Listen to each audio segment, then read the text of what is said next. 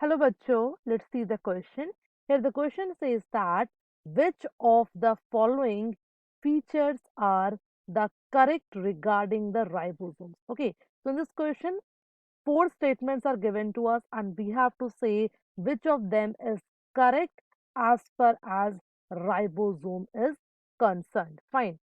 अगर हम बात करें which is the key concept that is used in this question, तो हम क्या कह सकते हैं कि यहाँ पे जो की कॉन्सेप्ट हमने यूज किया है क्वेश्चन में, दैट इज द राइबोसोम। मतलब यहाँ पे जो पूरा क्वेश्चन है it is based on ribosomes.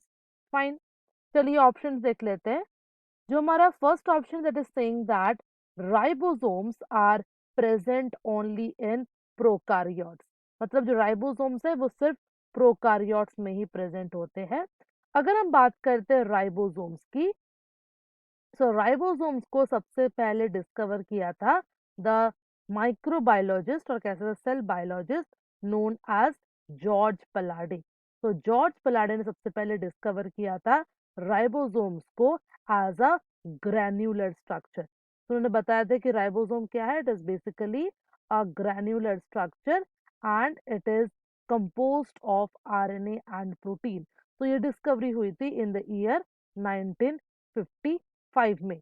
और अगर हम बात करें द प्रेजेंस ऑफ राइबोसोम्स, तो ये ribosomes both in case of prokaryotes, ये प्रोकारियोट्स में भी प्रेजेंट होता है और ये यूकारियोट्स में भी प्रेजेंट होता है।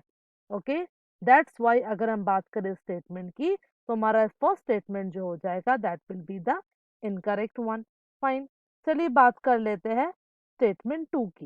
It is saying that ribosomes are present in smooth endoplasmic reticulum. अगर हम बात करते हैं राइबोसोम्स की, तो राइबोसोम्स हमें कहाँ कहाँ देखने को मिलेंगे? We could see it either in the cytoplasm in a freely floating manner, या फिर हम राइबोसोम्स को देख पाएंगे in the rough endoplasmic reticulum. मतलब एंडोप्लाज्मिक रेटिकुलम के सरफेस के ऊपर या उनके मेम्ब्रेन के ऊपर अगर राइबोसोम्स अटैच्ड होते हैं, then that structure is known as rough endoplasmic reticulum. तो ribosomes rough endoplasmic reticulum present होते हैं, ना कि स्मूथ एंडोप्लाज्मिक रेटिकुलम में। दैट्स वाई हमारा ऑप्शन बी भी गलत हो गया। चलिए बात करते हैं स्टेटमेंट थ्री का। So here the option C is saying larger ribosomal subunit in the prokaryotes is 60S। चलिए बात कर लेते हैं ribosomes in case of both eukaryotes and in case of prokaryotes.